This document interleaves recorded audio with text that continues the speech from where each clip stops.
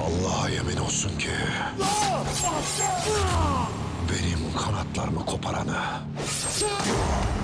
senin gibi nice soylu atların demir nalları altında ezeceğim. Şahit ol ya Rabbi. Saldırın! Cümle obanın ardına dizildiği Osman Bey. Sen bize sözün tutamadın. Gregor isteyen kimse bunlara eden de odur. Gregor'a adım adım yaklaştığımızı hissediyorum. Bitinya'da hiç kimseden emin olamayız. İyice at izi it izine karıştı ya kardeşim. Avcı onca tuzak kursa da kurt nice yol bilir.